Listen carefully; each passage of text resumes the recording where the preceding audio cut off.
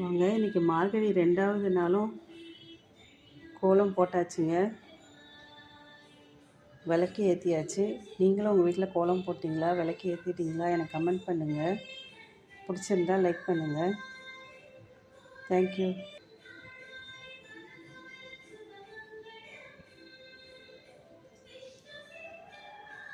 மணி 5:15 ஆகுதுன்னு நினைக்கிறேங்க.